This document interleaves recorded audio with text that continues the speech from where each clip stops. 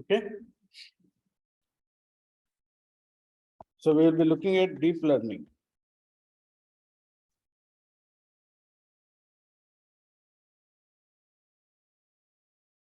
So deep learning is nothing but your advanced neural networks. Deep learning is nothing but advanced neural networks that has many hidden layers with each layer having hundreds of neurons for data processing. So deep learning is nothing but advanced neural networks. In a simple neural network, you'll have one or two layers. You'll have one or two layers in a simple neural network, whereas in a deep learning model, you will have hundreds of layers. Sometimes each layer will have hundreds and thousands of neurons for processing. Deep learning requires graphical processing units, also called as GPUs, for faster processing of data. So free GPUs available at Google Collaboratory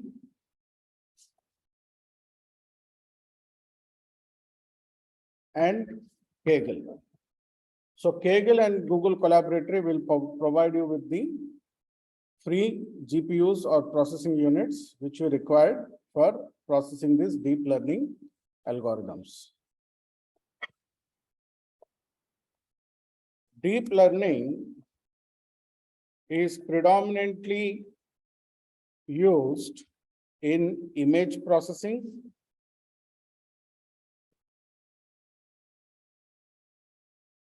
like normal images, medical diagnostics images, satellite images, etc., and also used in natural language processing.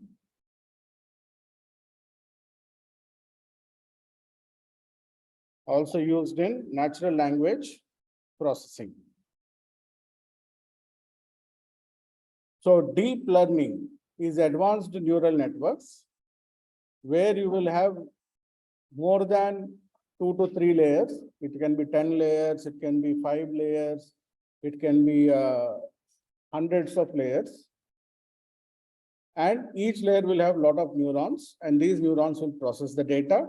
And for deep learning, you need graphical processing units. It will not run on your CPUs. You need to either use Google Collaboratory or Kaggle that provides free GPUs. And deep learning is predominantly used in image processing. All types of images, normal images like JPEG files, PNG files, TIFF files, to advanced images like medical diagnostics, X-rays, scans, satellite images, geosatellite images like geospatial imaging or satellite images. All these images are processed in what we call image processing. And deep learning is also used in natural language processing, like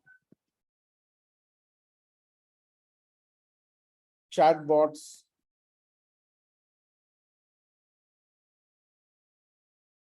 autofilling,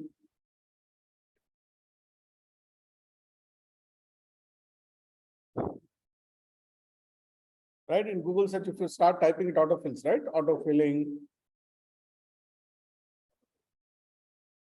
yeah, auto corrections, speech translation, etc. So there are many things which are where deep learning plays a very, very important role.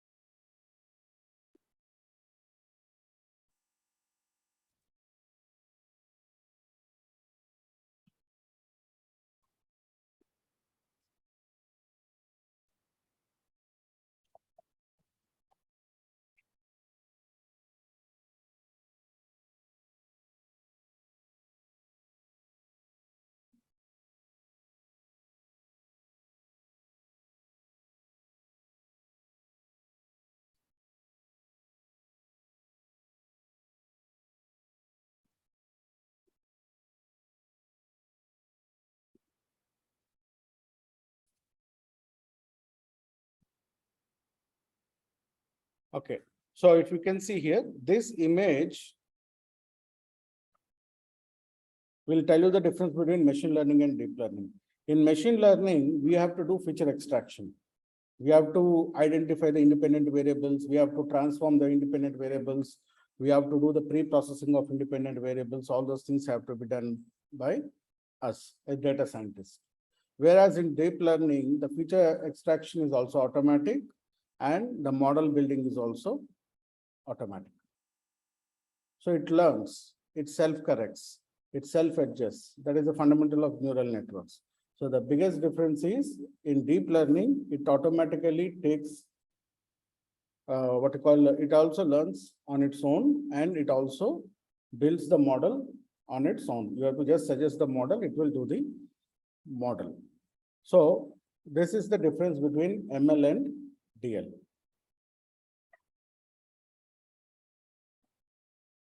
So that is why we need GPUs for processing of data, graphical processing, because a lot of calculations need to be done. So that is the reason why GPUs are required. Now for deep learning in Python, import TensorFlow,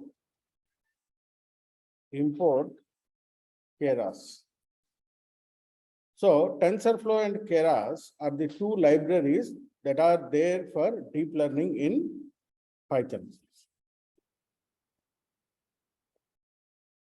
Deep learning libraries are TensorFlow and Keras.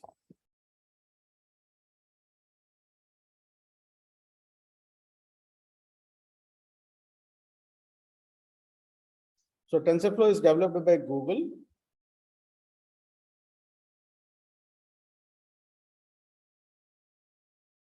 Google has developed the TensorFlow. So TensorFlow is a data structure. Tensor is a data structure. Basically, Tensor is a data structure which is used in this library that aids in faster processing of data. So tensor is a data structure which is used in the TensorFlow library. So if you are looking what is this tensor,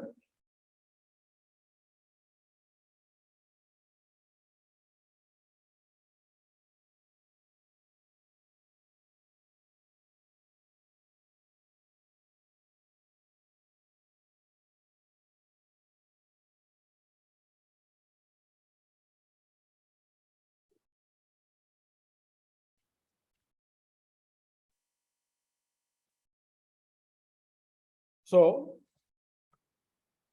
n-dimensional matrix. Matrix is two-dimensional, right? Rows and columns. N-dimensional matrix is tensor. You have your normal scalar vector, row vector, column vector, then you have matrix, which is rows into columns. And this is the tensor structure, which is created by Google developers, which will help you to process the data faster. N-dimensional. Tensor can be n-dimensional. It can have multiple dimensions, and it is a very advanced data structure, which is larger than matrix. But it will help you to faster processing of data. So this tensor data structure is the fundamental of the TensorFlow library. This is the fundamental of the TensorFlow library. Okay. So this is the data structure which is used in deep learning within Python. Tensors. So our data will be converted into tensors, and data will be processed using this tensors methodology. So this is the fundamentals of deep learning. Now, what we will do today is, first we will use a simple image data set and build a small neural network with TensorFlow and all. Then we will build a larger deep learning model like a convolutional neural network. Okay. So let us import libraries. You have to import your other libraries also. Along with TensorFlow and Keras, you have to import your other libraries also. The same, import pandas as PD, import NumPy as NP, import matplotlib.pyplot as PLT, percentage matplotlib inline.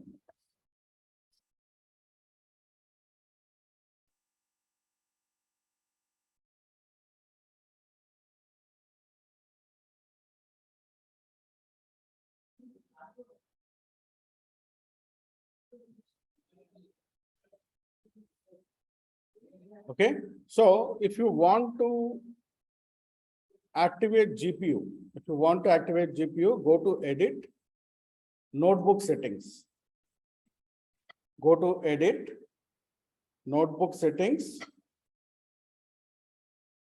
and then hardware accelerator, change it to GPU. Edit, notebook settings, hardware accelerator, change it to GPU.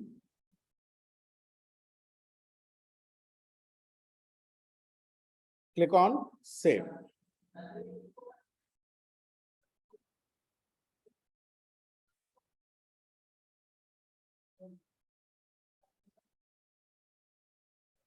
Okay. So once you have activated the GPU, you can see here, connected to Python 3 Google Compute Engine backed GPU.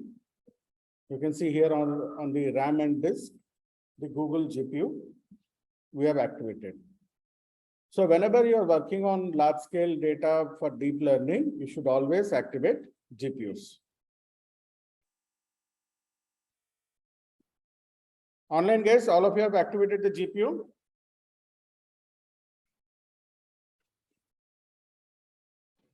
Yes, sir.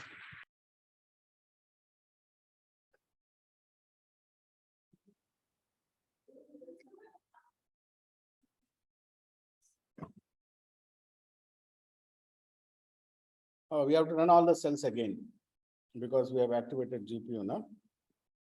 Run all cells again.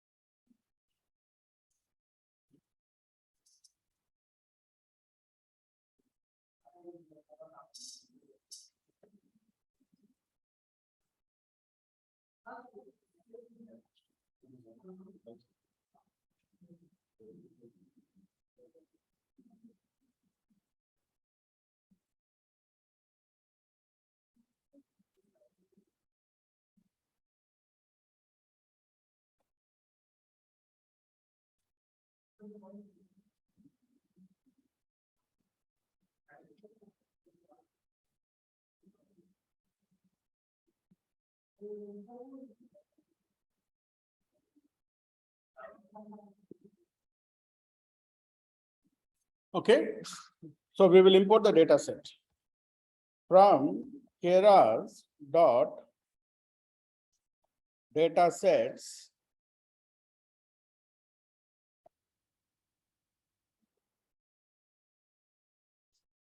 import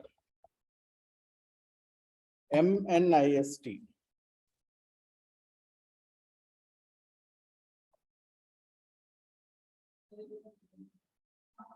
From keras dot data set import MNIST. X underscore train, comma, Y underscore train, comma, X underscore test, comma, Y underscore test is equal to MNIST dot load data. So we are using the inbuilt data. We will also work on outside data also. First, we will use the inbuilt data. For the time being, we'll use the inbuilt data. Once we have understood the algorithms, we will use the data which is taken from outside sources.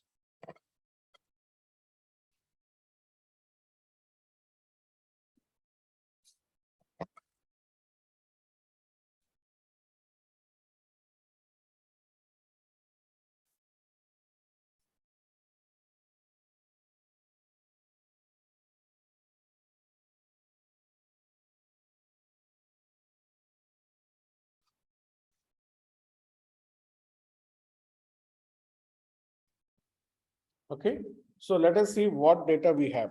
Print X underscore train dot shape, print X underscore test dot shape. So we have 60 in the train data, we have 60,000 images of 28 by 28. What is 28 by 28? Length and width. Similarly, in test data, we have 10,000 images of 28 by 28. 60,000 images of 28 by 28 and 10,000 images of 28 by 28. Train and test data, MNIST. MNIST is the name of the institute which has provided this data. It's a US institute that has provided this data. Hello. Ashok, I'm sorry, I didn't call you. Tell me. Okay, so we have 60,000 images and 10,000 images. Now let us see what is these images all about. PLT dot IM show. IM show is the function, image show. PLT dot image show X underscore train square bracket 0. Square bracket 0 means first image. So the first image is the digit 5. So basically, the data is handwritten digit images from 0 to 9. They asked people to write images, digits 0 to 9 on paper, and they scanned it. So the images, MNIST images has images of digits 0 to 9. They asked different people to write different digits on pieces of paper and they scanned these images. So the first image is the digit 5. So if at all you want to see any other image, let us say I want to see more than 5. I want to see more images. So we have to write a simple for loop for seeing those images. So let us say for I in range 0, 25. That means I am looking at first 25 images. I am looking for first 25 images. For I in range 0 to 25, PLT dot subplot. Subplot means each image will come in 5 by 5. 5 by 5 means 25 subplots will be created. 5 rows and 5 columns. I plus 1 PLT dot IM show X underscore train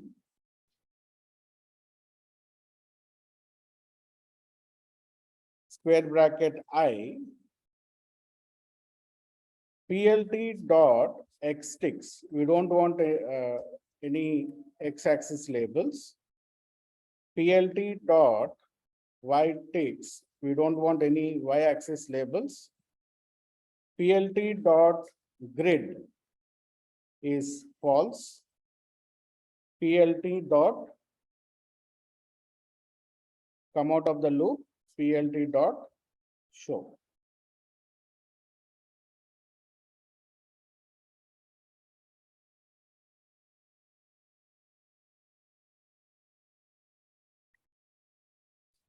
So for I in range 0 to 25 colon PLT dot subplots, we are creating subplots, 5 rows and 5 columns, I plus 1, image show, PLT dot IM show, X train square bracket 1, square bracket I, X ticks means we don't want any X-axis labels, we don't want any Y-axis labels. Grid also false, grid means it will put lines. We don't want any lines, we want a plain images, and then PLT dot show out of the loop. Okay, now you can see the images 5, 0, 4, 1, 2, 3. I think all the images are there 0, 1, 2, 3, 4, 5, 6, 7, 8, 9. All the 9 digits you can see here, written by different people. See here, one, some people write it like this, some people write it like this, some people write it like this. See, similarly 4. See, some people write like this 4, 3 and 3, 6 and 6, 9 and 9. So you have different people writing different digits.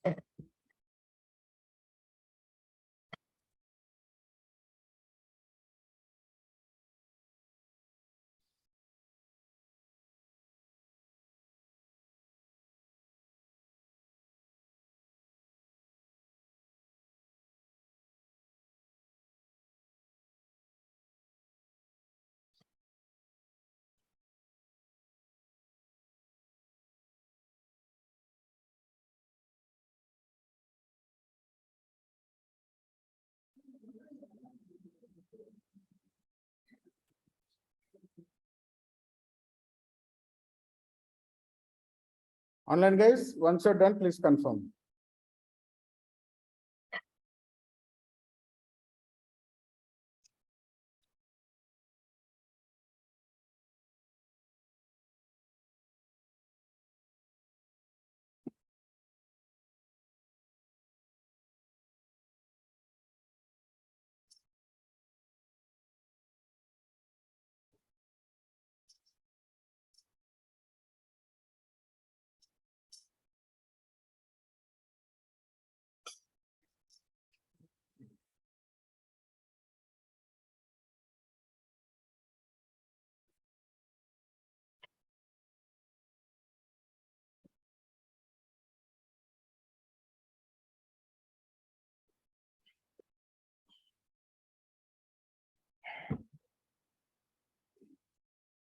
Okay, we'll move forward.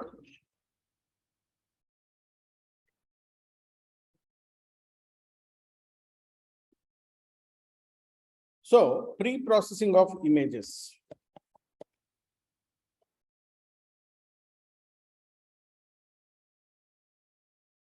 So we have to reshape the image. So 28 by 28, if you multiply 28 by 28, you will get 784.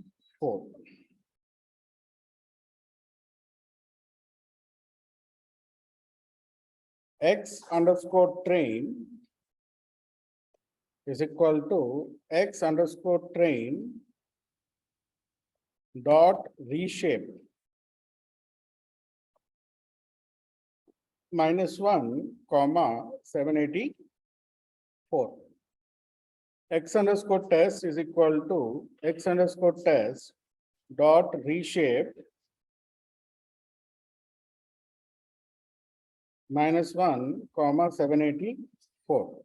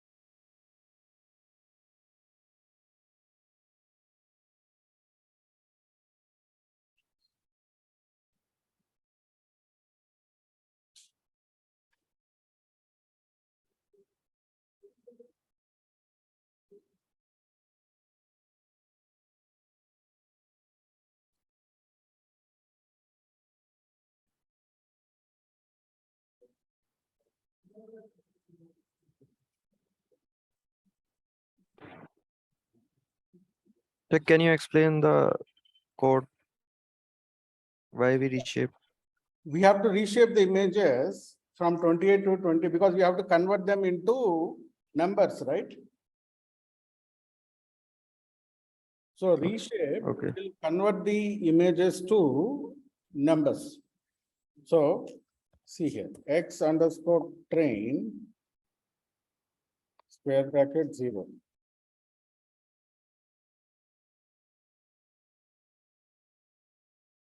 See, it's no longer image. See, the image has to be converted. First image, it was initially image, right? X underscore train square bracket 0 is what? The image of digit 5. Now, because if we have images, we can't do anything, right? They have to be converted to numbers. What are the numbers here? Pixels. We call them as pixels. Reshape will convert data into pixels. Reshape converts images to pixels. Pixels are numeric representation of image. Pixel is a numeric representation of image. And what is the range of pixels? Pixels range from 0 to 255. Pixels range from 0 to 255. So reshape is where, see, we can't do anything with images, right? We have to convert them into numbers. Images are nothing but pixels. When you convert images into numbers, we call them as images to pixels. It starts with minimum of 0, maximum of 255 pixels, right? So you can see here, see, this is the first image data. This data is for only for first image. Only first image, you can see how many data, it's a sparse matrix with values and zeros. Right?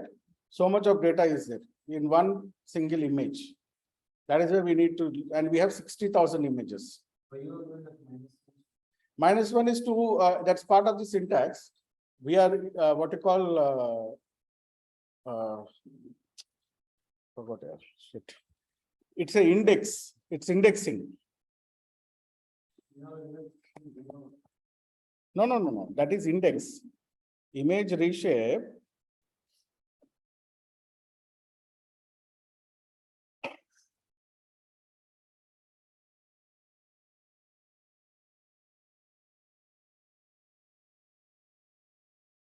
See here.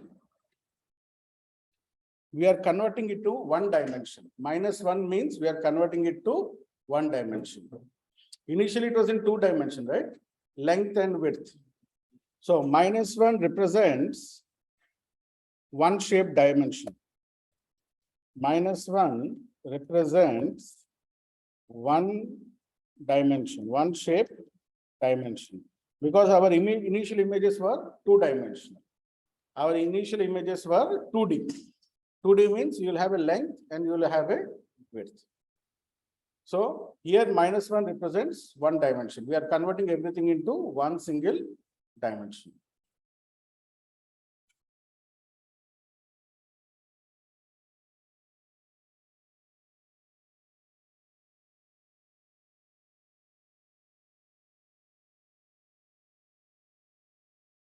You can also say print x string 0 and print x underscore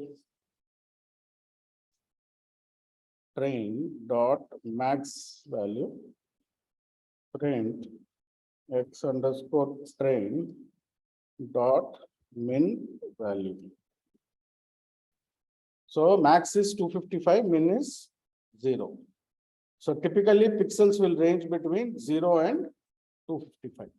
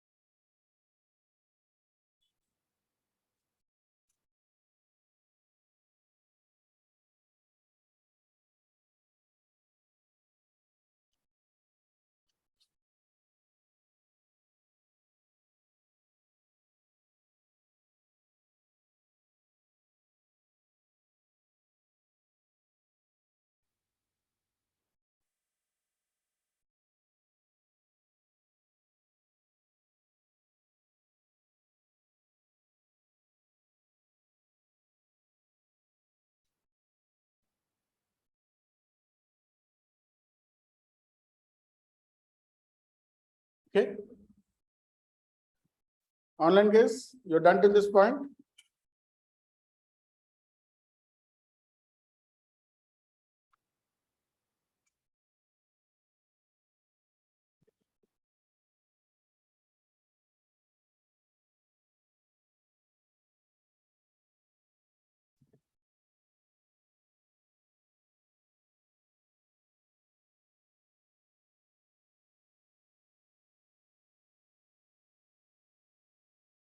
Now, the next step in pre-processing, is normalization. Normalization or min-max scaling must be done to bring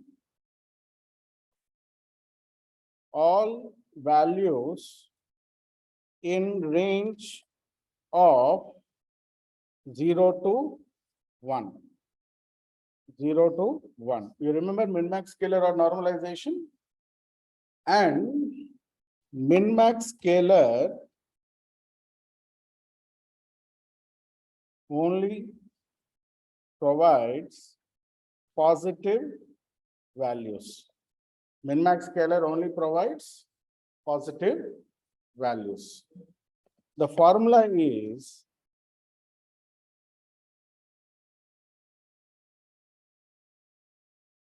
x minus x min divided by x max minus x min. This is the min-max scalar. In image processing, normalization must be done. Only normalization we use because we want all the positive values. Because the computation is already complex. If you have negative values, it will create more problems. So we want only positive values. That is why we use min-max scalar. We don't use standard scalar. We have to use only min-max scalar, or normalization has to be done compulsorily so that all the values will come between 0 and 1. Because the pixel values are very wide. It starts from 0 to 255. By doing min-max scaling, you bring all of them to range of 0 to 1. X underscore train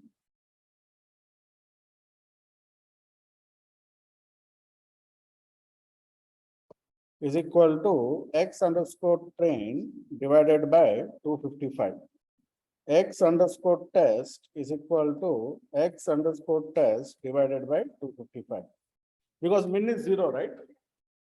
Min is 0. So you're directly dividing it by 255. X minus x min, right? It means 0. That means numerator is x train only. Denominator x max minus x min. 255 minus 0, it is only 255. So you can directly divide it by 255. Now, if you can see x underscore train square bracket 0, see all the values are now converted to 0 to 1, positive values. See?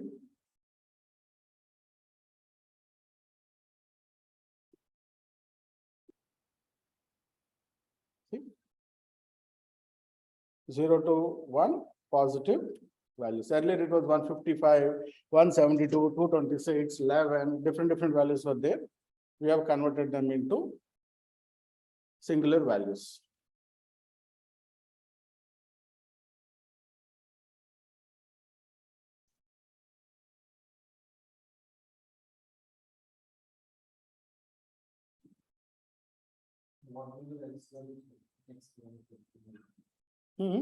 X is the actual values, no? Here, X value will range from different values. We have a lot of values, now see here. X values here will be from here, 318, no? First time it will take 3. But that will give you negative value, so it will eliminate it. So it will give you only positive values for the data points which are there here.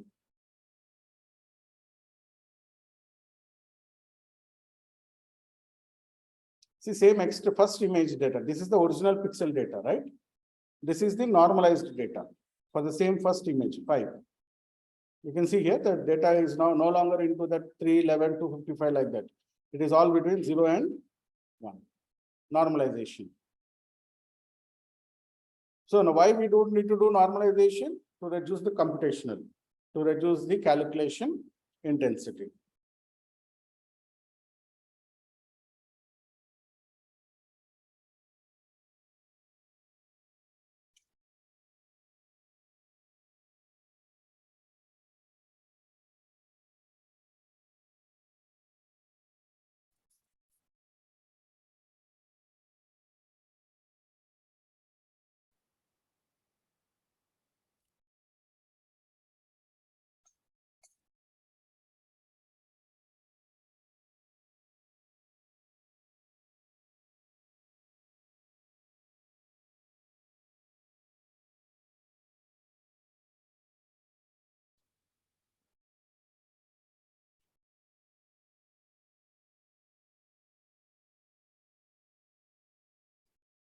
Okay, so we will build a simple neural network model.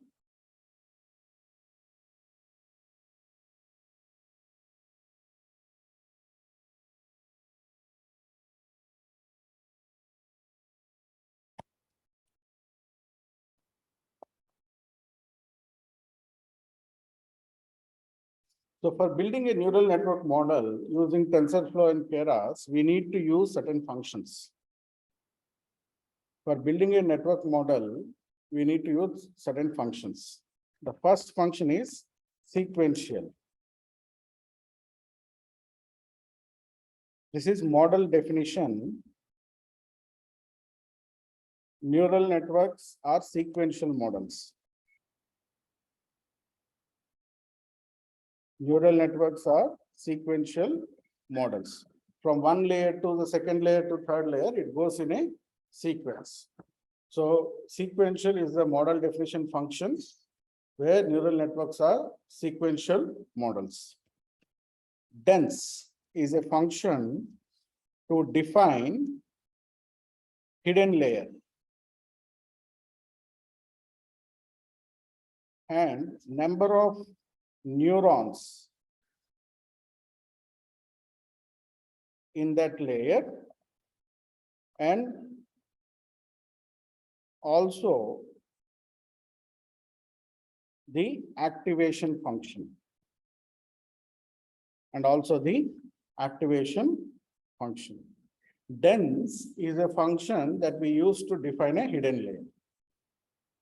In dense, we need to give how many neurons and what is the activation functions.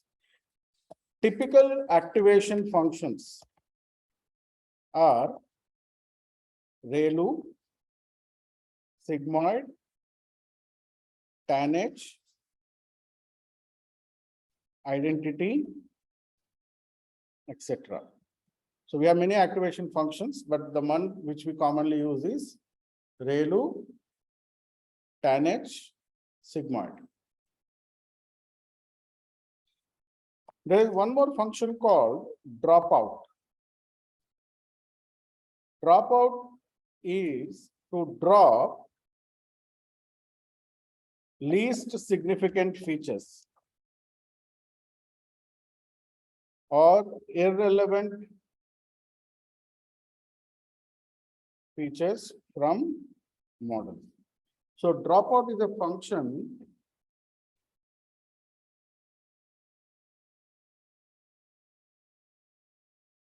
that deletes or drops least significant or irrelevant features from the model. Now, one important thing is which are closer to zero. If they are closer to zero, you multiply those things, it will be zero, right? 0.0005. It will be zero, right? It will eliminate them. The final layer activation function will depend on the model being built. If it is classification and binary, it will be sigmoid.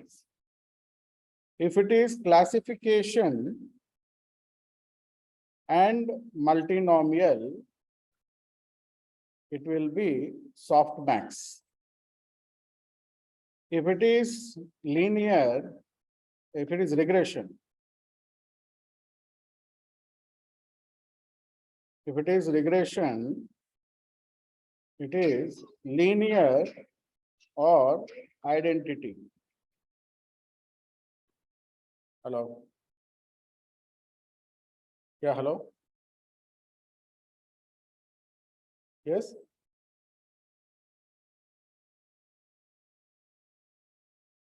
Yes, tell me.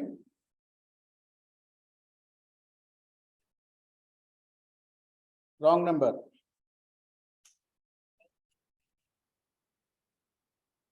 Hello. Hello. I don't have any bank and ATM. I don't understand what you're talking.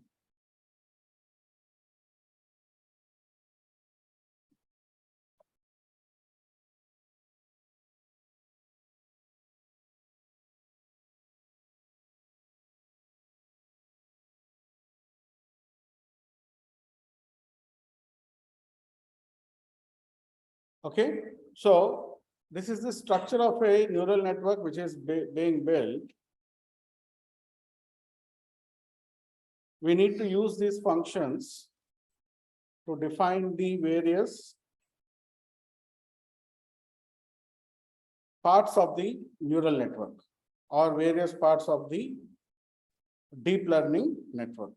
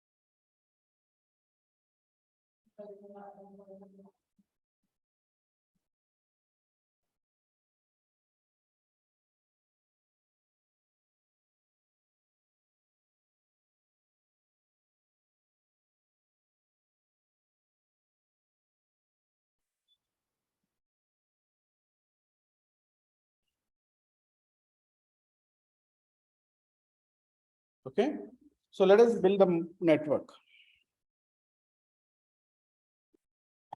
From keras dot models import sequential.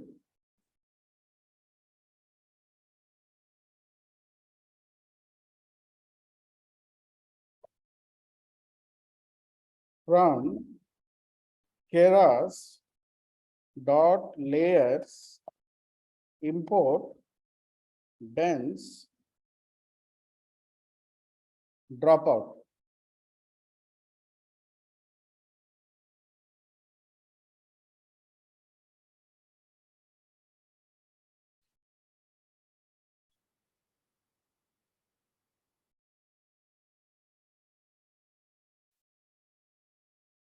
Okay, model is equal to sequential brackets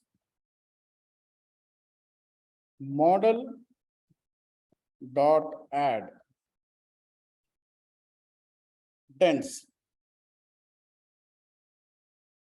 1024 comma activation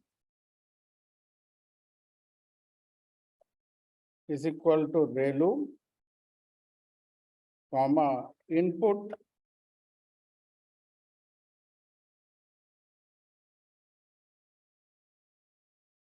underscore shape is equal to 784 comma input underscore shape is equal to 784 comma.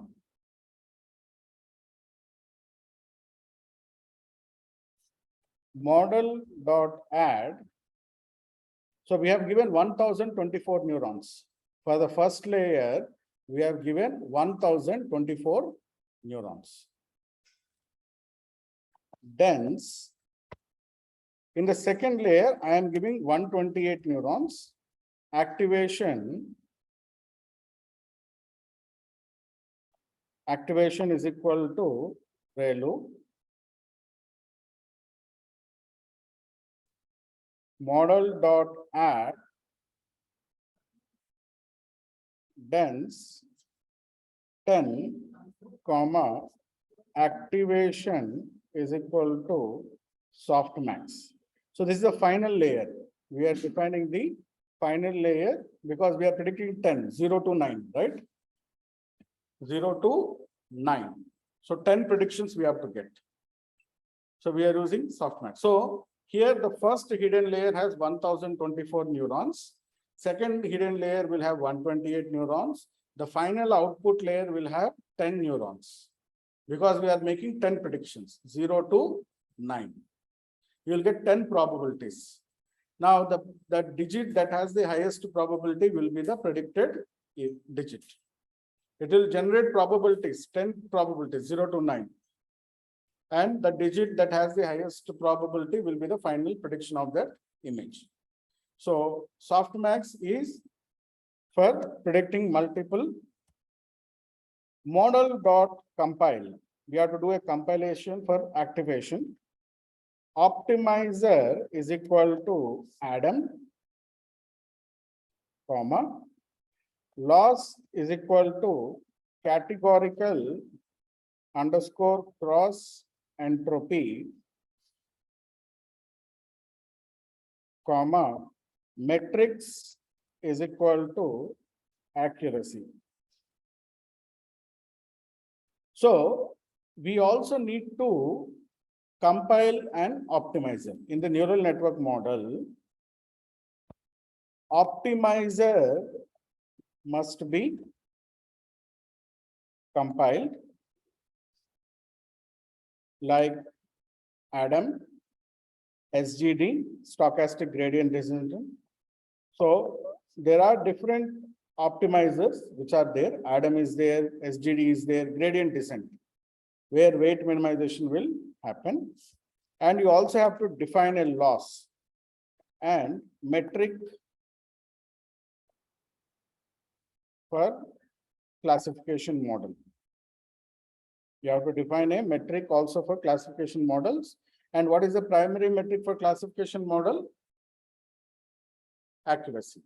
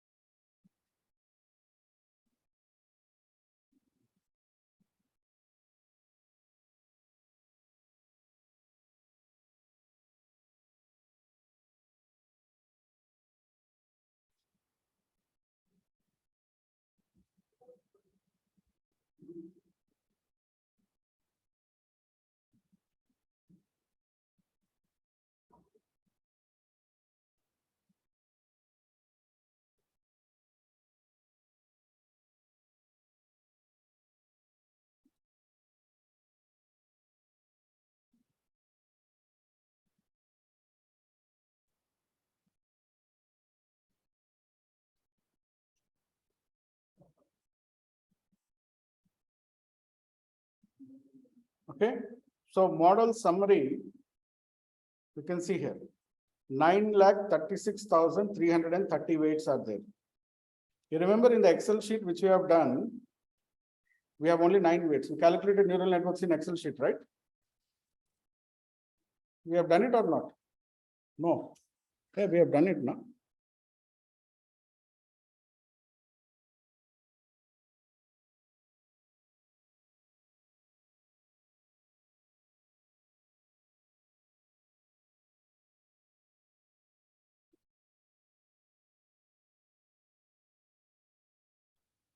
We have not done the neural networks calculation?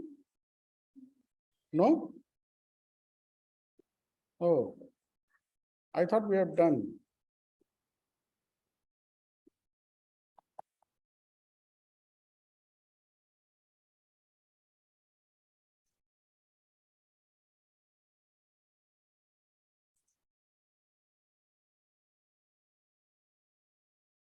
Hey, we have done here. Yeah, we have done. See, I sent you the sheet, na, this one. Neural networks. This was done on 4th July. 4th July, we have done the calculation, right? Using the random weights.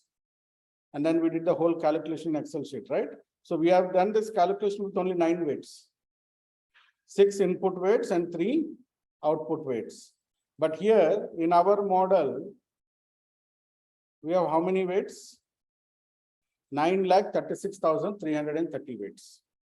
See the complexity of the model? 9,36,330 weights are there in this model. We built that day with only 9 weights. That also we had so much of calculations to do there. Imagine the amount of calculations you have to do for 9,36,330 weights. So this is the neural network we have built. Now we will run this model, but before that we have to label encode our dependent variable, right? We have to label encode the dependent variable.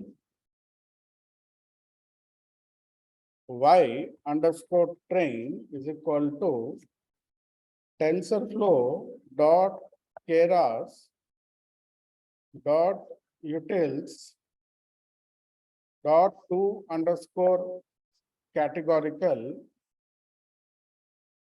Y underscore train comma 10. How many classes we have? 10. Same thing here. Y underscore test is equal to TensorFlow dot keras dot utils dot to underscore categorical y underscore test comma 10.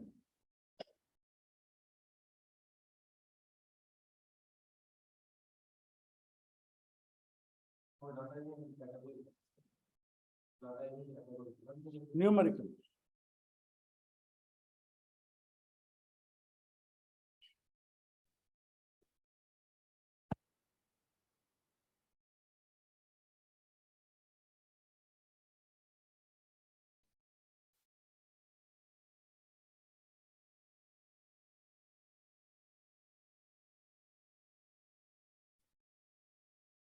See, 0, 1, 2, 3, 4, 5, 6, 7, 8, 9. We have converted them into label inputs.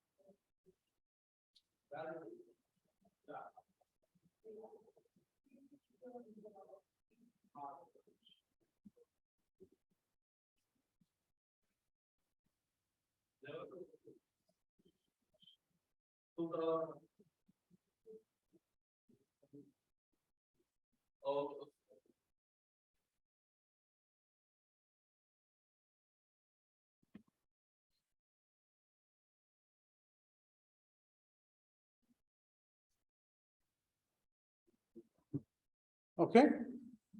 Now, model dot fit open bracket x underscore train comma y underscore train comma epochs is equal to 10. Remember epochs, one full cycle of building the neural network and backward propagation, adjusting the weights to reduce the error. That cycle we call it as epoch. Batch underscore size is equal to 128 images. So that means we are asking it to process 128 images at one point of time. Take 128 images and pass it through the neural network. Next 128 images, the neural network.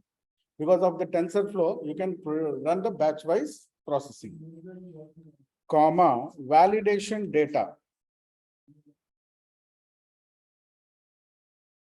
Validation underscore data is equal to x underscore test, comma, y underscore test.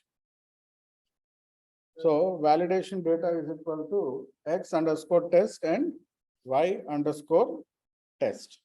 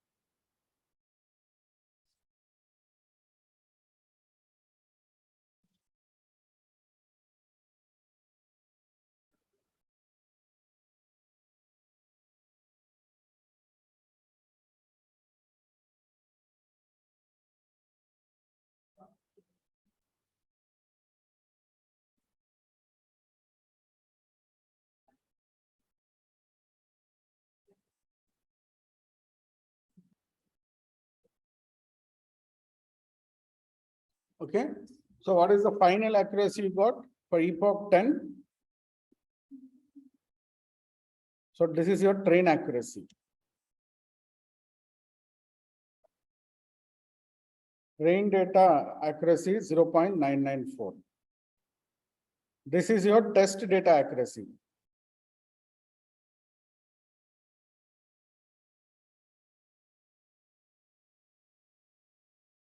Is 0.9804. So on train data, we got 0.99. On test data, we got 0.98. It's a two-layer model.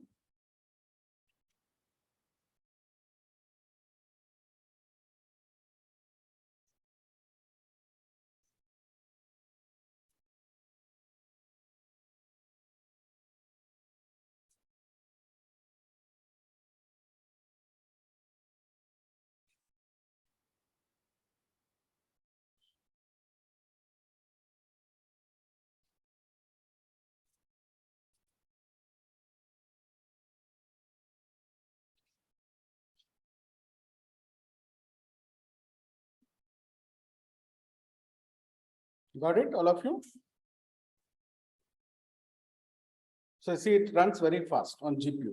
Because of the GPU, it is running very, very fast in seconds. 60,000 images, it is processing very, very fast.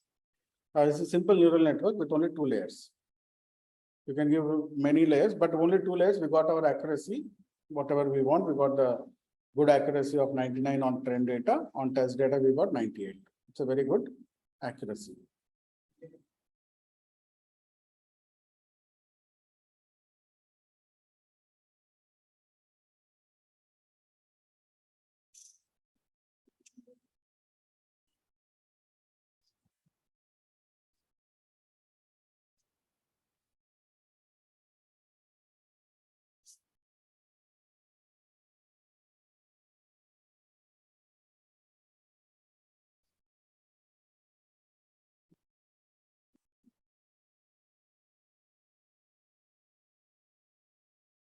Okay.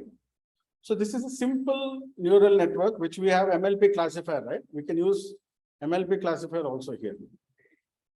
If you want with the same metrics, you can try in MLP classifier. In Python, we have sklearn MLP classifier, but it will take time to run. It will take time to run, but whereas in this case, it is very, very fast in running. So the best way of running neural networks is through Keras and TensorFlow. So we have the same Keras and TensorFlow in R also. R also uses the same Keras and TensorFlow, which is the basic of deep learning and AI. Now, if you go to image processing, when you are dealing with large scale images, there are certain predefined models. One of the very popular model is the convolution neural network. The convolutional neural network is a predefined model. Convolution neural network is a predefined model developed by researchers for processing large-scale images. So, when you look at convolution neural networks, the actual neural network is very small. The actual neural network is starting from here only.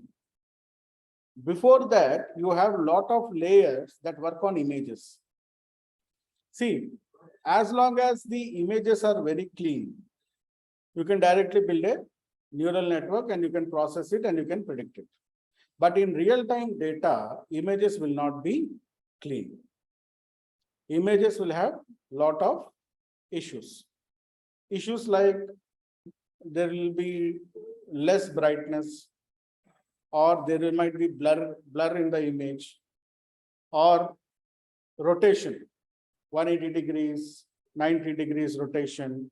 All these things will happen in images. Some images will have other images also in the same image, multiple images in the same image. So when you have such images with large scale images to process, the initial steps must be to clean the image. to clean the image such that the core features of the images are extracted, and then those core features are passed into the neural network. So convolution neural network, CNN, is a predefined neural network developed by researchers, which is used for various image processing and image classification activities. It's a predefined model. Now, when I say predefined model, they have said you have to initially use convolution layers to clean the images. Once you have cleaned the images thoroughly, then only you will start building the neural network. Now, how many convolution layers you want depends on the image data you have. Sometimes you will do with 2 convolution layers. Sometimes you have to build 3 convolution layers. Sometimes 10 convolution layers will be there. So it depends on the data we are dealing with. But in a convolution neural network, the first layers are called as convolution layers that clean the images and extract features or independent variables from the images, which will then be passed on to the neural network.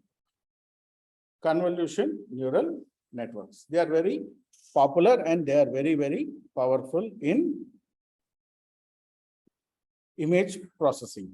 All of you create a new notebook.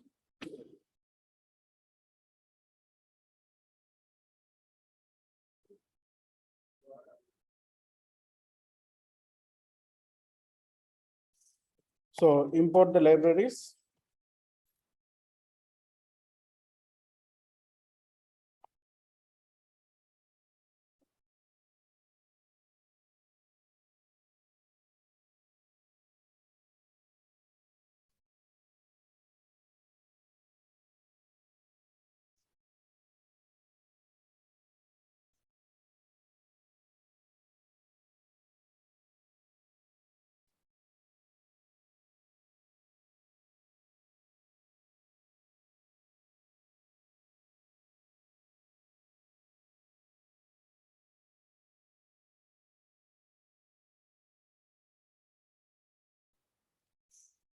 So import TensorFlow,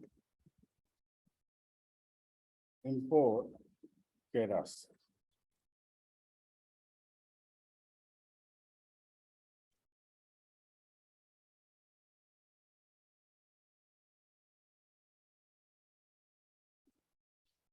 So convolutional neural network is an image processing algorithm. It's an image processing algorithm. It is widely used in image processing.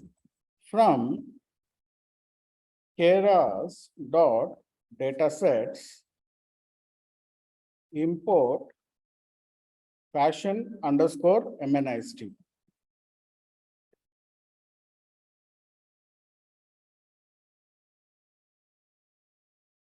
X underscore train, comma, Y underscore train, comma, open brackets, X underscore test, comma, Y underscore test is equal to fashion MNIST dot load data.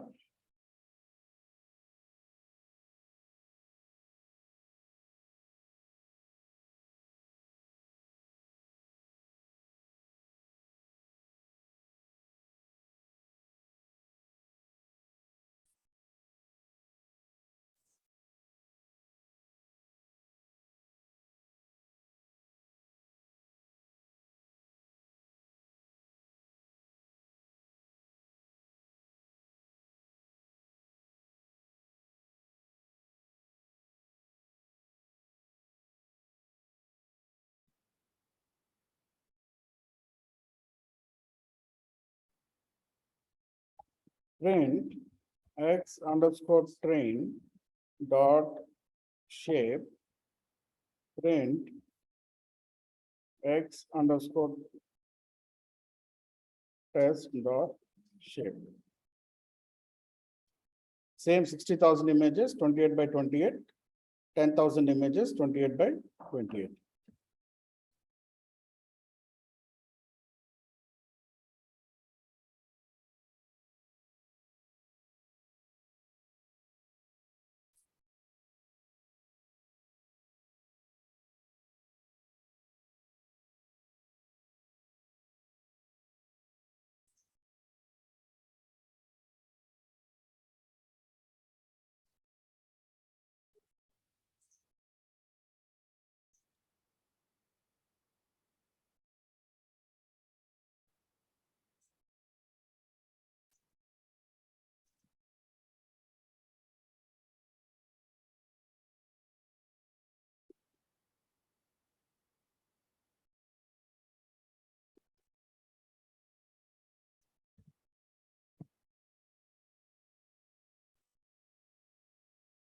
Okay, so now let us print the same 25 images for I in range 0, 25 : PLT dot subplot 5, 5, I plus 1 PLT dot IM show X underscore train square bracket I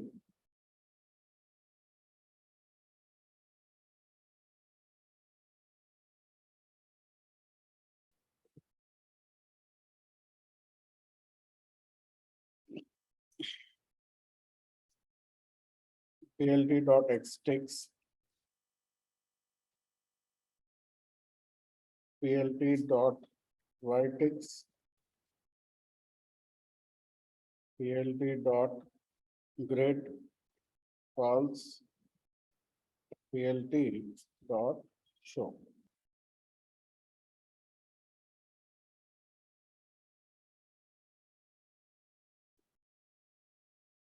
So these are the images which we have.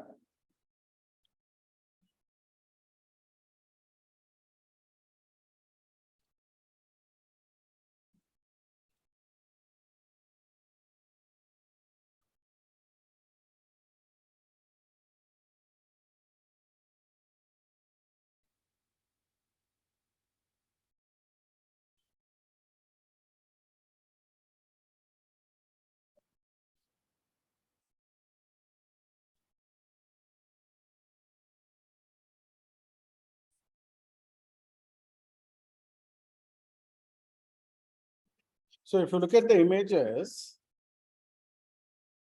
0 is for t-shirt or top.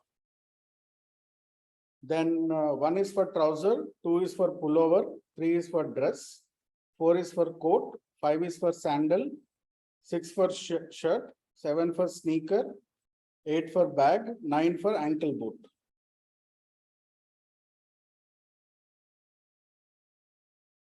So I'll give you the label description.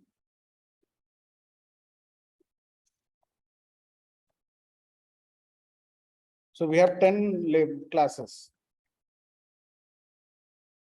in dependent variable, where 0 represents t-shirt or top. 1 represents trouser. 2 represents pullover. 3 represents dress. 4 represents coat. 5 represents sandal. 6 represents shirt. 7 represents sneaker. 8 represents bag. And 9 represents ankle boot. So these are the various images we have in our data.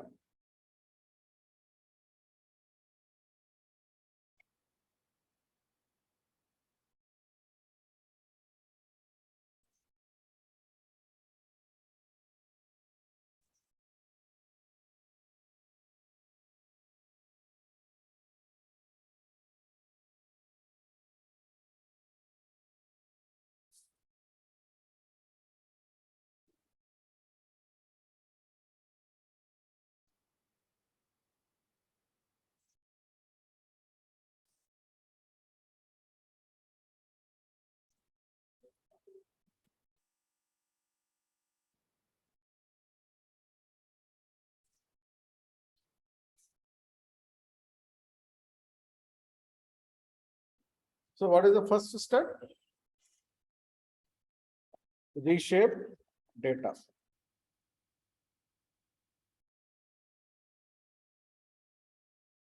So convert from 2D to 1D and into pixels. You have to convert the data from images to pixels.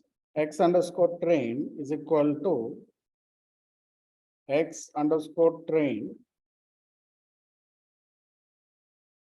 dot reshape -1, 784.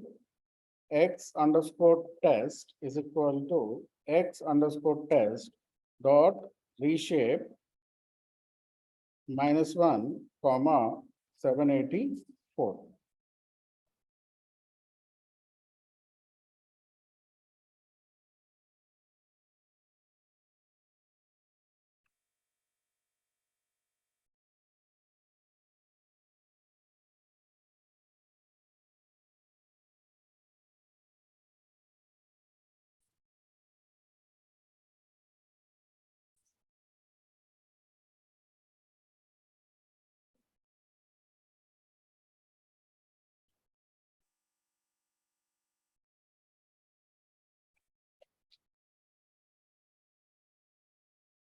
After reshaping, what do you have to do?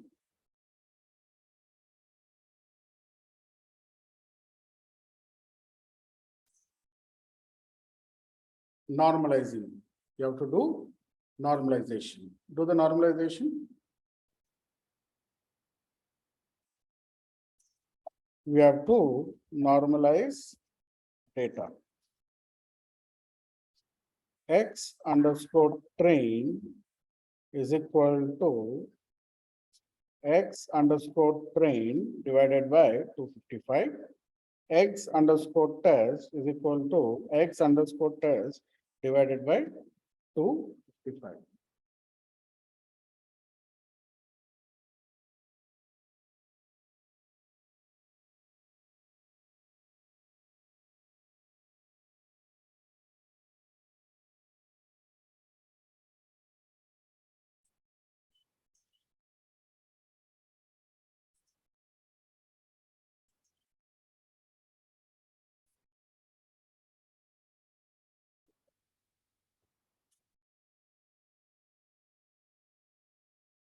Then label encode the dependent variable.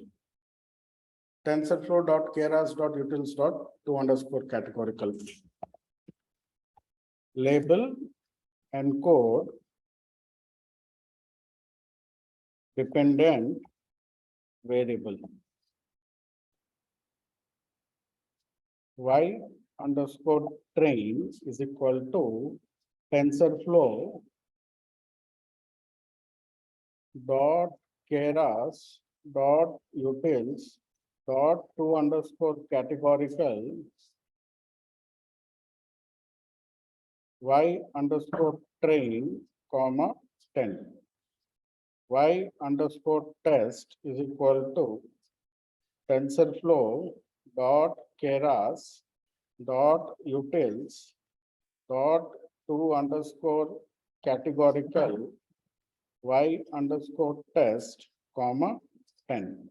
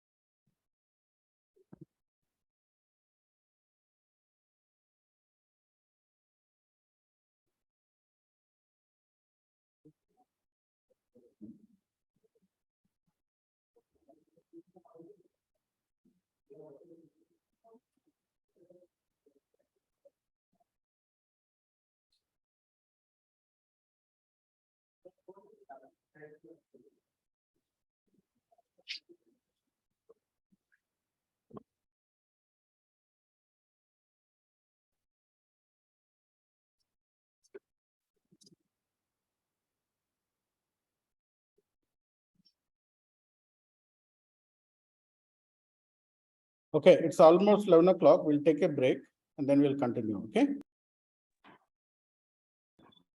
Sir, can you explain what is the use of sequential dense dropout and why we We will do use? that.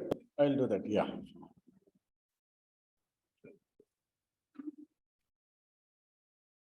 So, like I told you, convolution neural network is a predefined model. Convolution neural network is a predefined model which is developed by researchers for the purpose of image processing.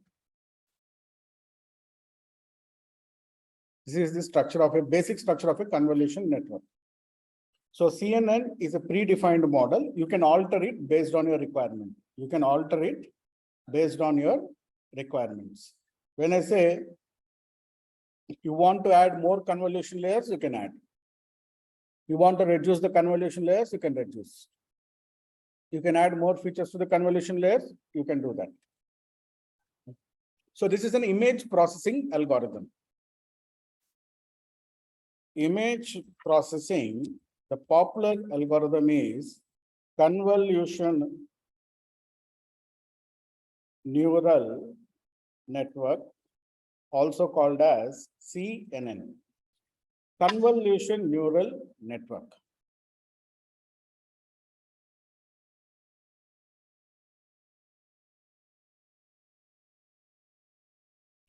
As you can see, the first layer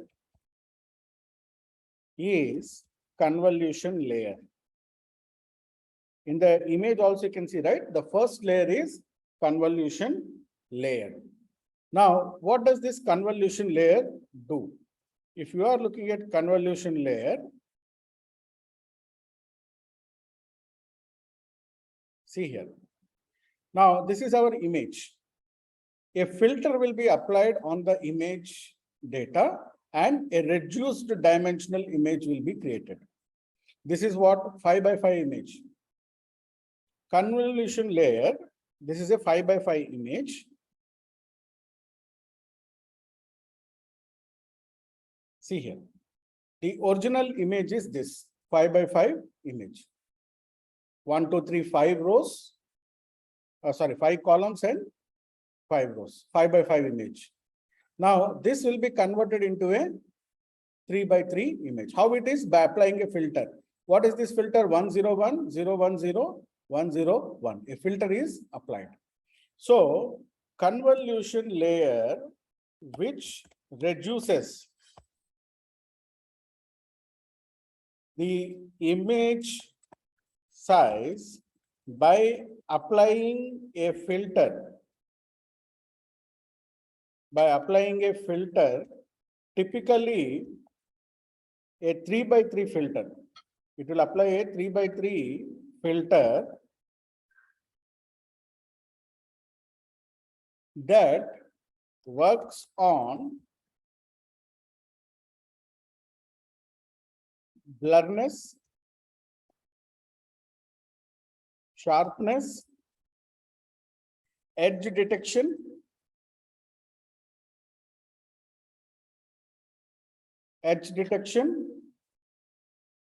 etc. So the purpose of this convolution layer is to apply a filter on a larger image to make it to the smaller image without losing any information.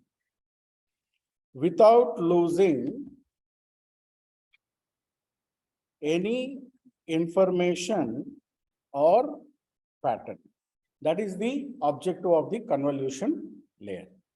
The convolution layer is a very, very important layer that works on the images. This is not neural network. This is not a neural network layer. Neural networks will come later. This is the initial layers are all convolutional layers where we are trying to apply a filter and reduce the size of the image. You can see here, right? It calculates the size of the images like this. See, what you call it is matrix multiplication. And it reduced it into 434, 243, and 234. Matrix multiplication. Okay, so the convolution layer is a very, very important aspect. Sir, how it decided this is 4, this is 3, this is 2? Multiplication, no? Okay, So okay.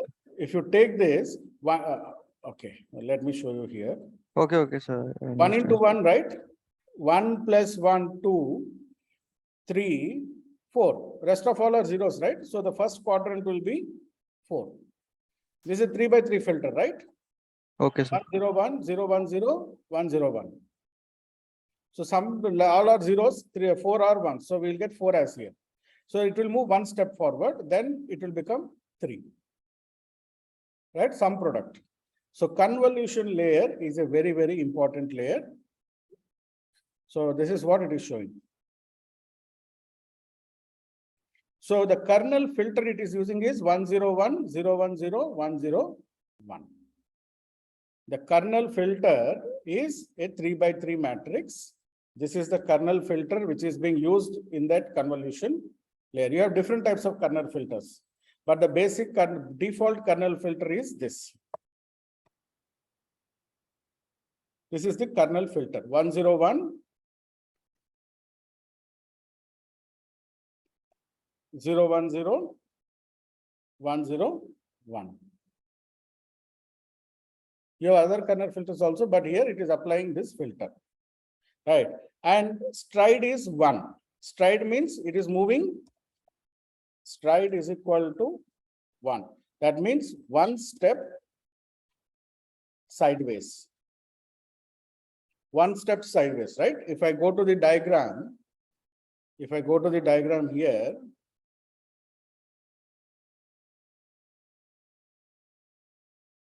see, it is moving one step, right? One step it is moving. One stride, one stride, one stride. It is moving one stride. So stride is equal to 1. The filter moves one stride. See? Now you can see here a lot of zeros are there.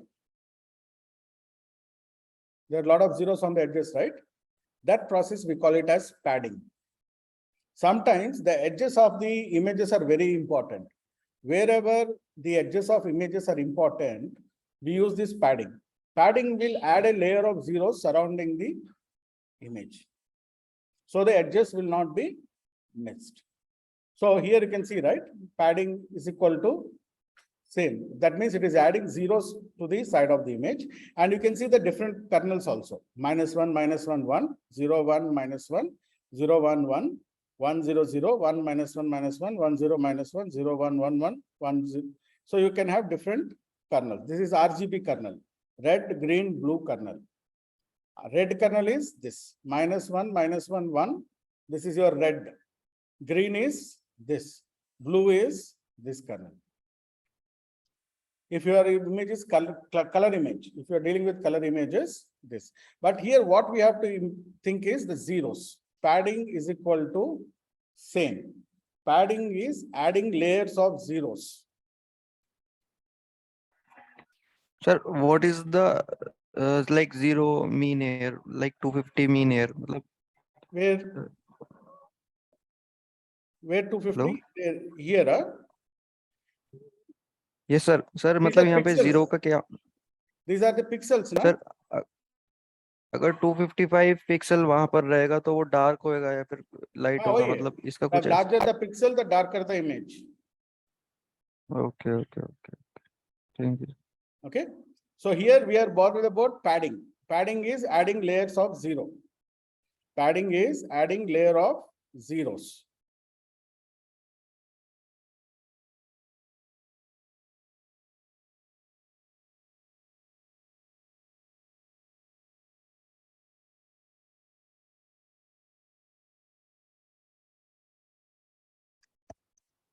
Padding.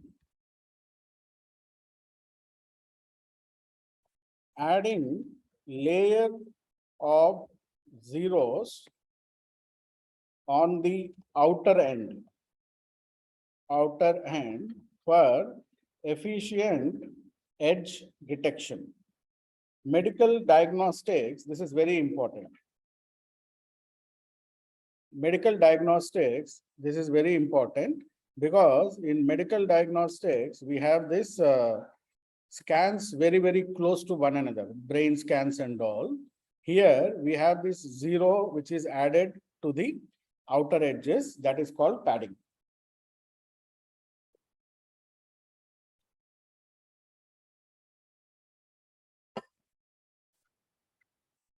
Okay.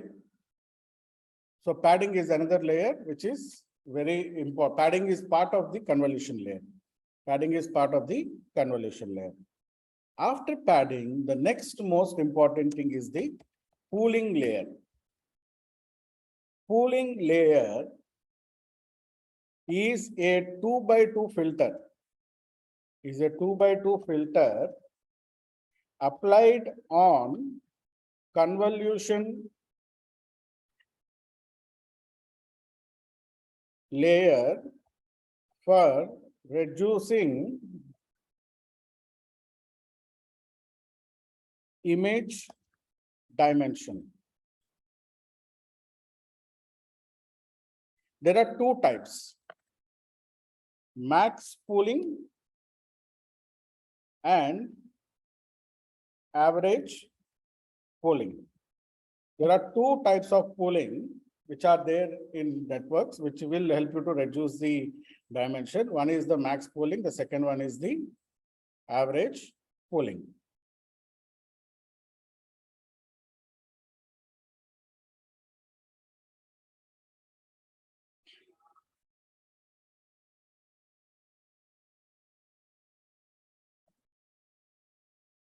See here, max pooling means it will take the maximum of each quadrant. Max pooling means it will take the maximum of each quadrant. Average pooling means it will average the quadrant. It will take the sum of the quadrant divided by 4. So max pooling is the maximum value in the quadrant. Average pooling is average of the whole quadrant. Average is 12 plus 20 plus 8 plus 12 divided by 4. 52 by 4 is 13. Now max pooling is the maximum value in the first quadrant is 20.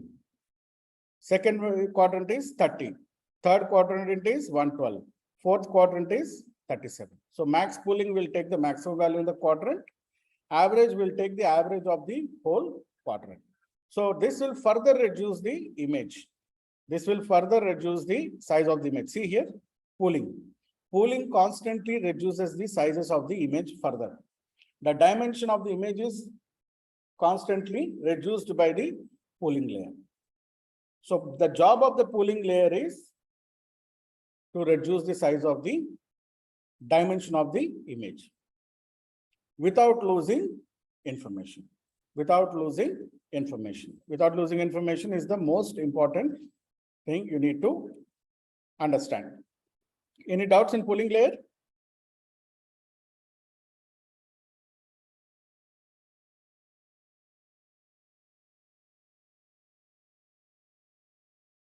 See here, every time you apply a max pooling, the image size will reduce. See, every time you apply the pooling, the image size will reduce. Right? So, but the data loss will not be there. Data loss will not be there. Thereby, you will have the images in a smaller dimension, computing faster. The whole problem in image processing is computation. It has to run faster. After the pooling layer, the next layer is the dropout layer. We have already discussed the dropout layer. Is added after the convolution layer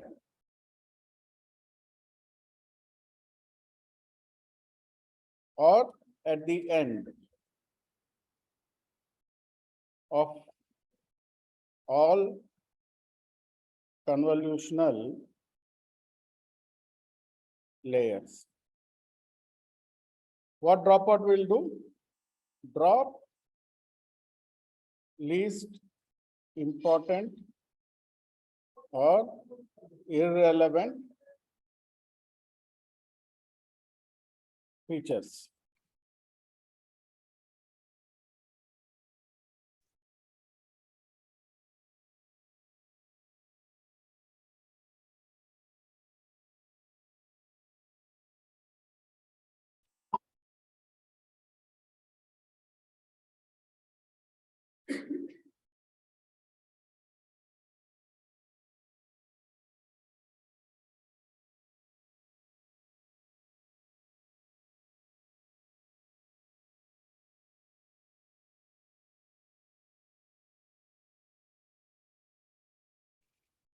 After dropout layers, then we will start flattening. Flatten layer. It converts data from tensor form into a single vector, which will be the input to fully connected layer or the neural network. Flattening is converting of data from tensor or matrix.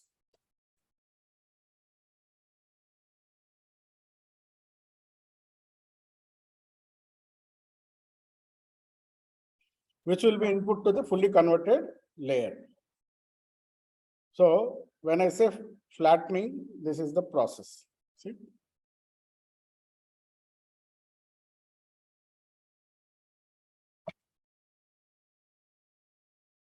See, basically till now our data is in this format, right? In the what you call matrix format. Now it will be converted into a straight single vector. Nothing, just restructuring. 110, 421, 02. That's all. Single vector. Because the input of a neural network should be a single vector. The input of a neural network should be a single vector. So you have to flatten the matrix. You have to flatten the matrix. Then only you can start the neural network. That will go into the neural network as the input.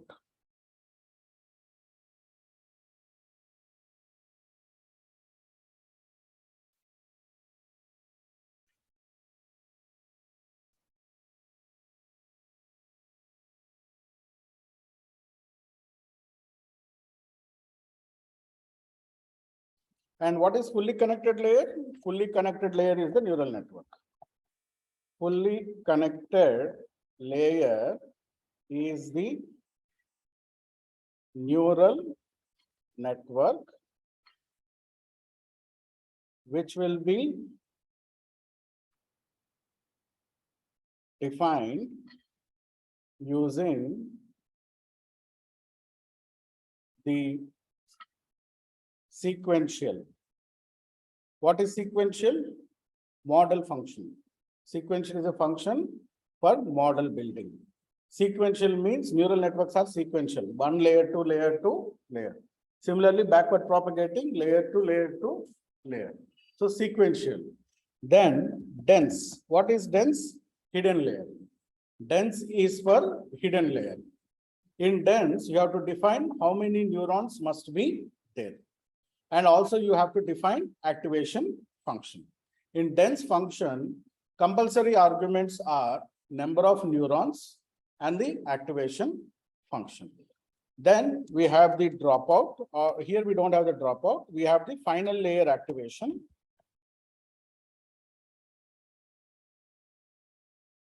Final layer activation based on the model. Whether it is a binary prediction model or multinomial prediction model, or is it a regression model, you have to do it. Now, after this fully connected layer, you also have to compile an optimizer. You have to compile an optimizer. You have to compile a loss and the metric. You have to compile optimizer, loss, and metric. Metric for classification is accuracy. Metrics for regression is RMS, root mean square error. Right. So, and then the loss function, it can be categorical cross entropy for multinomial data, binary cross entropy for binary data.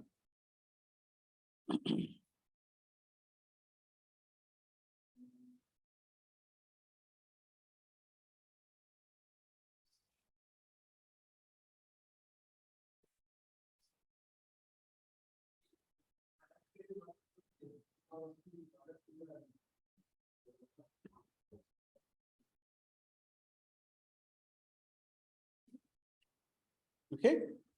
So a typical network model would be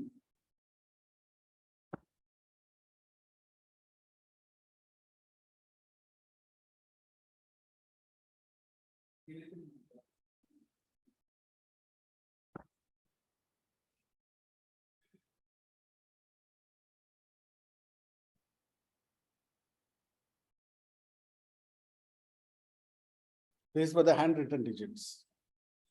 This is for the handwritten digits, right? We have done a single model, right?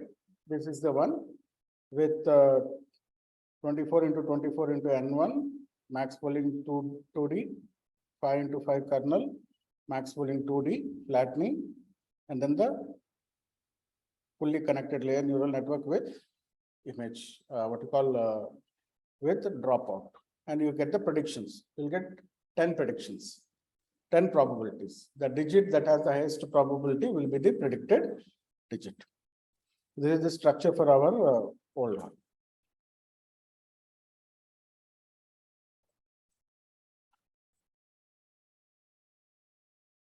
Okay, shall we build a convolution neural network? Let us build a convolution neural network for fashion MNIST.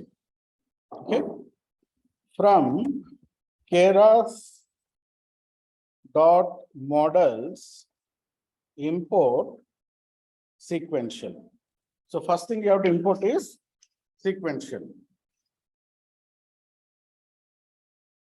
Okay, from Keras dot layers, we will import first the convolution layers. Okay, we have to import two types of layers. One layer is for convolution, second layer is for neural networks.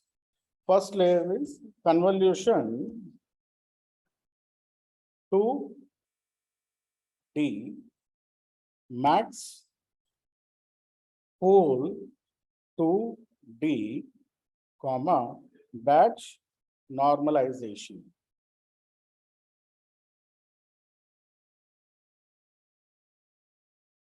From Keras dot layers import dense dropout flatten activation. From the first set of layers are for convolution networks. The second is for neural networks. Convolution 2D, max pool 2D, batch normalization, because we are going to pass the images in batches, right? 128, one batch. So that 128 will be normalized. Rather than doing the whole normalization, it will do batch normalization. Okay. So these are the functions which we need for building a convolution neural network.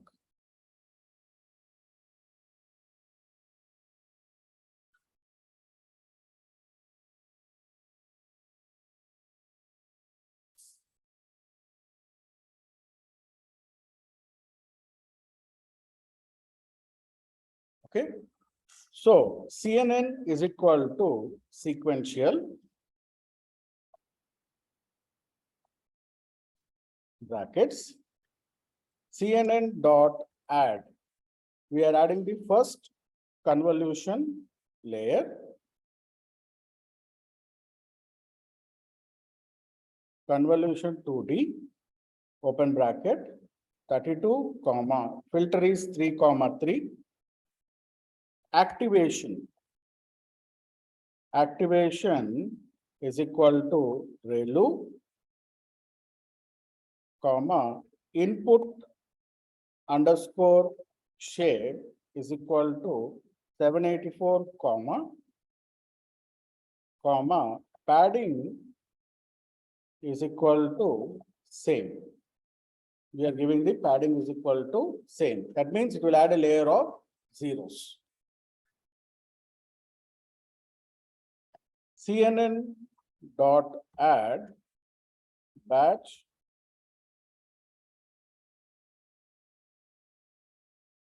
normalization.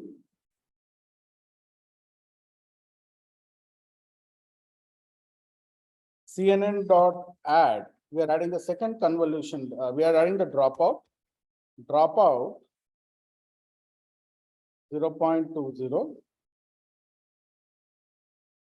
or without dropout we will not add dropout, we'll go without dropout. CNN dot add convolution 2D, open bracket, again 32 comma 3 by 3 filter, activation is equal to ReLU, comma, padding is equal to same. CNN dot add convolution 2D, forgot V, 24 comma 3 comma 3 comma activation is equal to ReLU, comma padding is equal to same. CNN dot add convolution 2D 64 3 comma 3 comma, we'll copy the same thing from here. Activation is ReLU, padding is equal to same. We will copy paste again, Control C, and then this time we make it from 64 to 32. Then CNN dot add max pool 2D,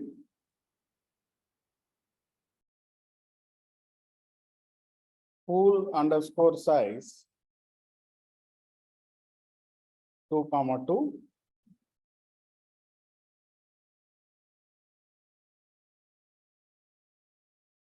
Now we will add a dropout here.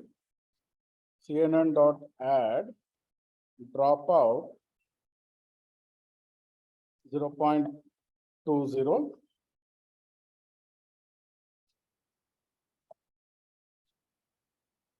CNN dot add flatten. We are flattening the matrix. Now, oh,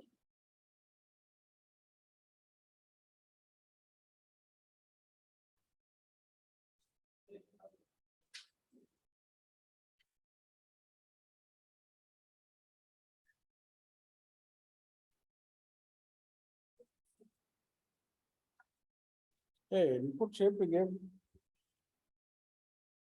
784 only, right? 784 comma. What is the problem? Okay.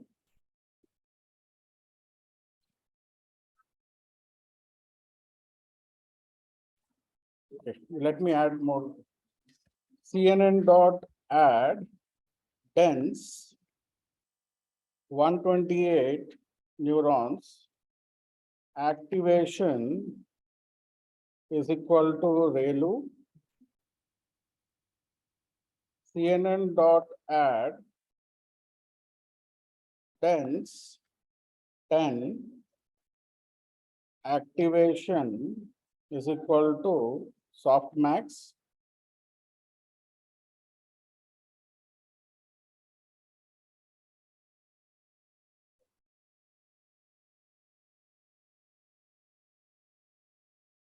CNN dot compile optimizer is equal to Adam loss is equal to categorical underscore cross entropy matrix is equal to accuracy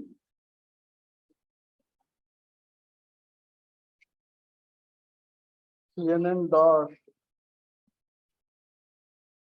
hello yes no not required.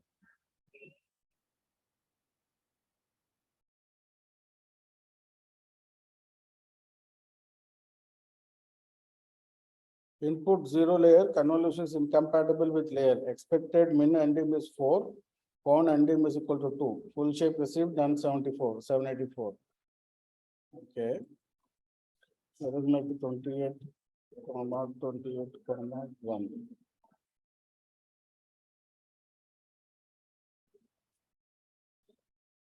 Int object not callable. Oh, I forgot comma.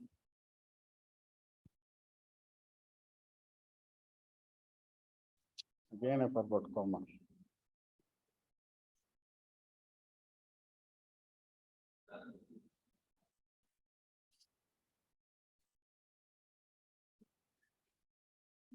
Eight lakh 53,218 weights. Sir, can you send this code? Yeah, I'll send it. I'll send it. 1 second. I think data reshaping, we have to do it in a different way. Okay, guys, we have to reshape the data in different way because it is asking for a 4 NDIM 4 image. So reshape, we have to do it in a different way. X-train reshape would be X underscore train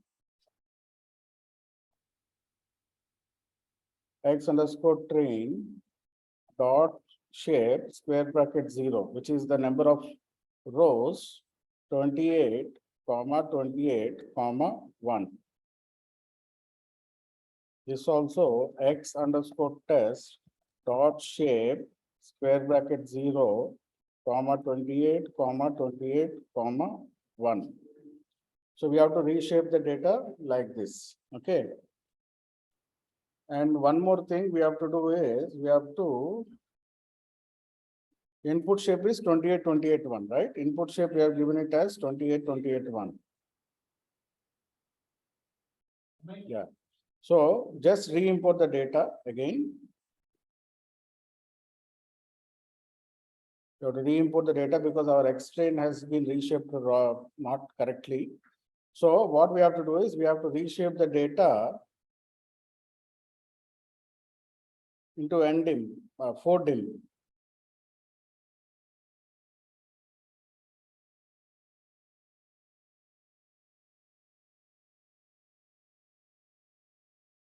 Eight lakh 53,218.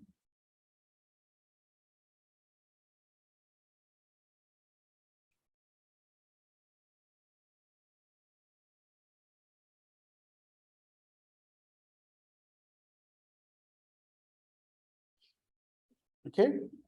Now let me check if it is running or giving any error so that I can send you the code. CNN.fit X underscore train, Y underscore train, comma, epochs is equal to 20, batch underscore size is equal to 128, validation underscore data is equal to X underscore test, Y underscore test.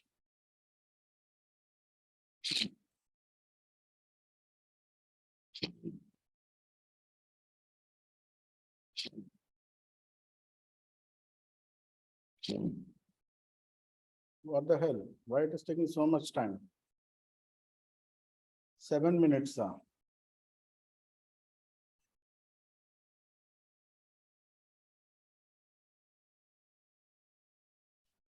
Oh, we have a problem. It is taking a lot of time. So what we have to do is we have to further reduce the data size.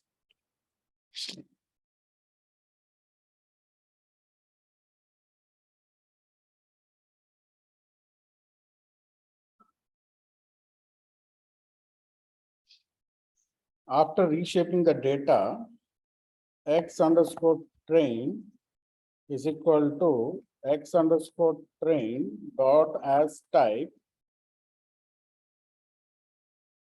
float 32.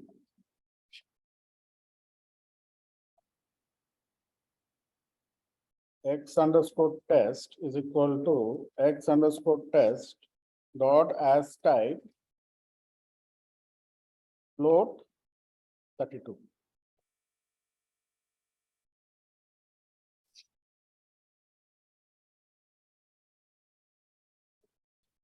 So we're converting it from 64-bit to 32-bit.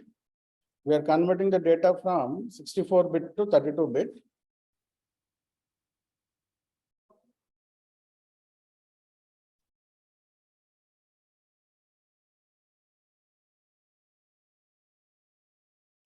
What the hell?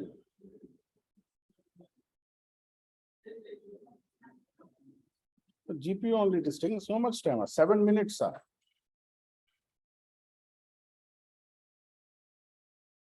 You are also getting the same thing, ETA 7 minutes. But it should run in seconds, right? Why it is taking so much time? It runs very fast.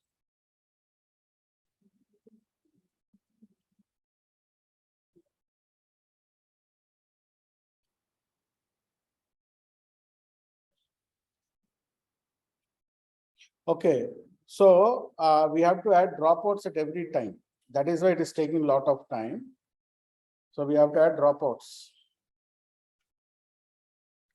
Then it will run faster. See, it is taking for one epoch close to 8 minutes. So what we have to do is we will add dropout layers for every convolution layer. CNN.add dropout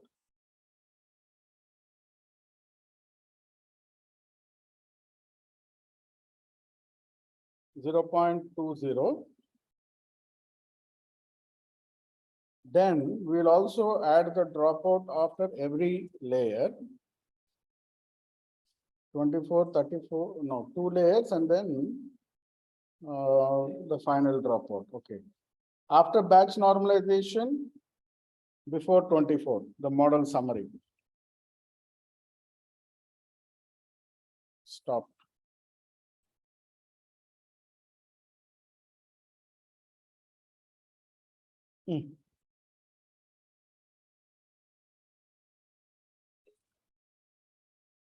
I'll email you the code. So let me just check.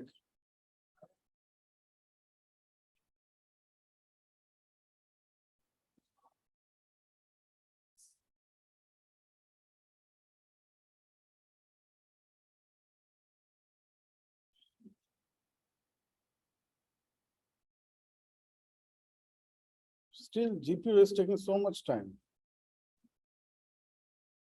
I'm surprised.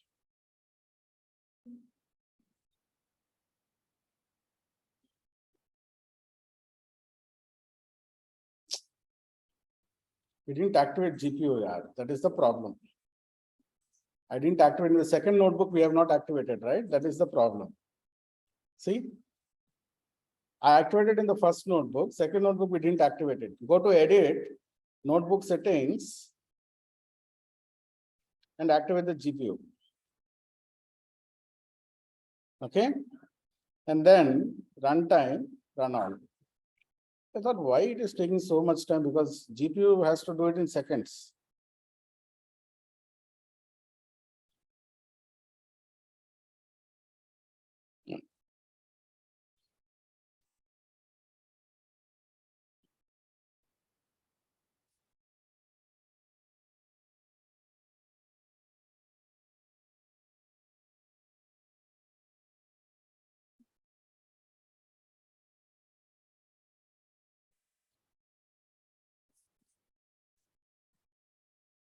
See, 5 seconds.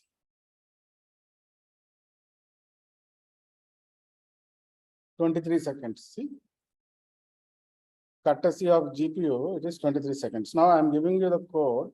I'll email you the code to all of you. Control C.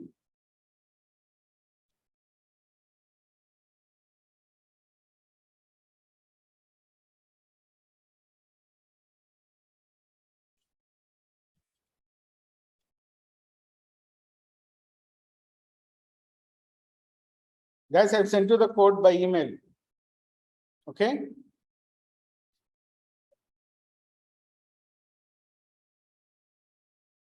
Now you can see it is running in seconds. Without GPU, it was taking 8 minutes.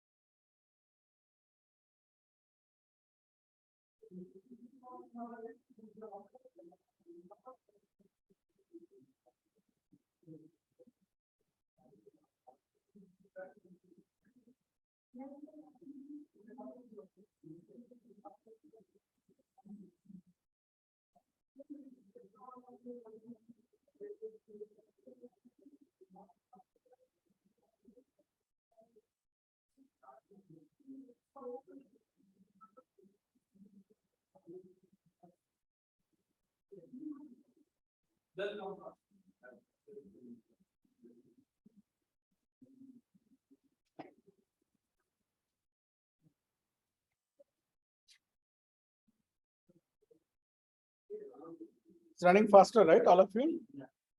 In seconds. The whole thing will run in 5 minutes. Whereas without GPU, one iteration, one epoch, 8 minutes.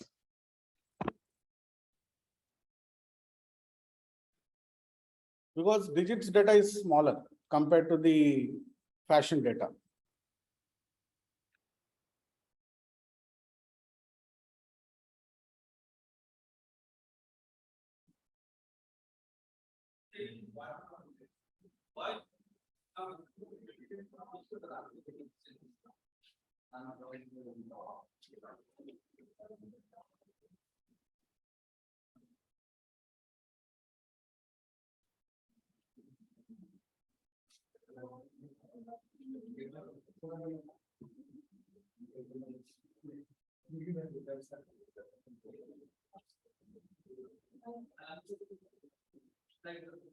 It's done.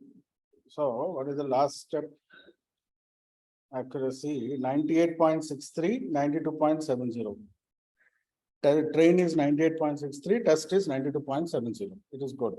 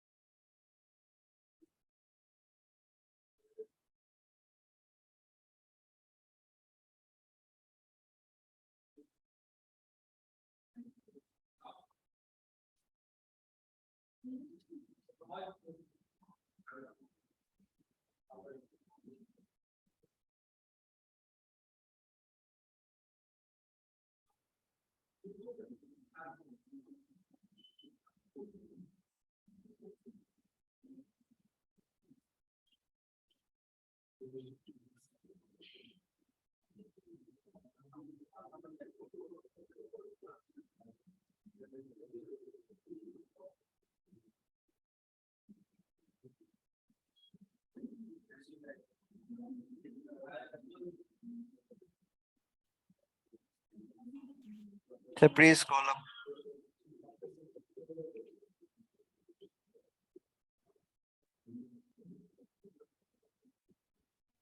Here Okay, or sir. still up? Yeah, okay, sir, down.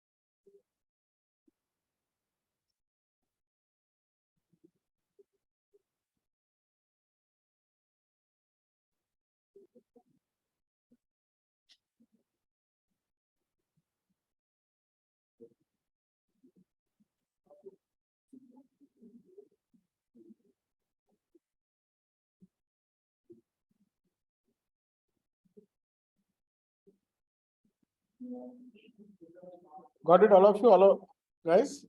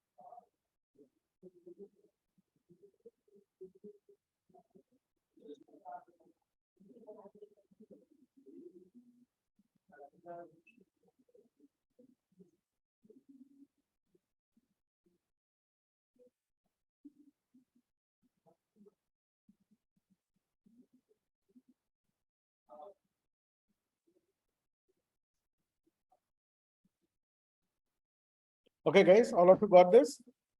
The convolution neural network.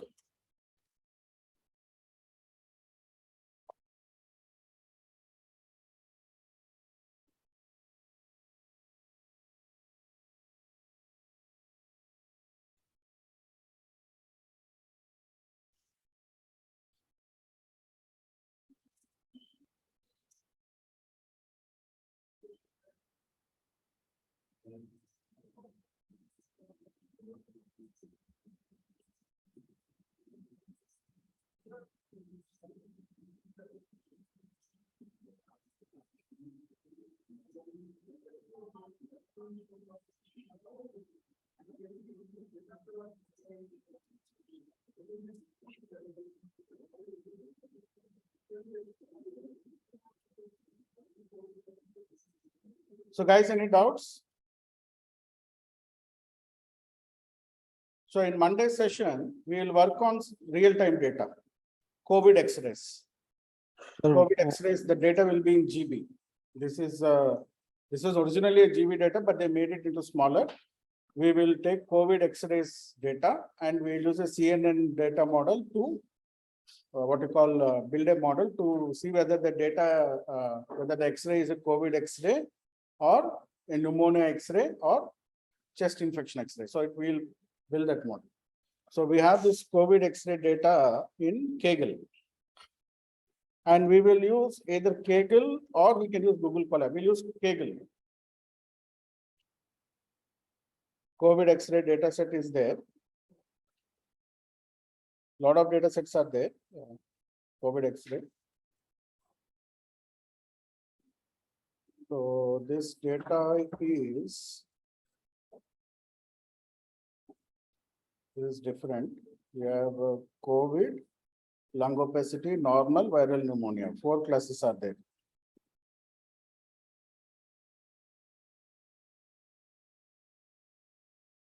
This is 4 classes. So we can use this or we can do the 3-class model.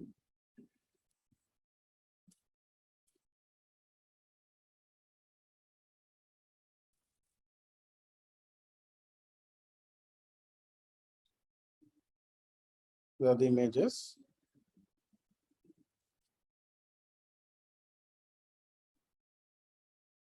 So we will work on this data, COVID data, okay? On Monday session, we will build a model where we have these actual images of X-ray images like this, and then we'll work on these images. Okay, which you can put as a capstone project for your deep learning. Okay, so we'll work on that COVID detection data sets.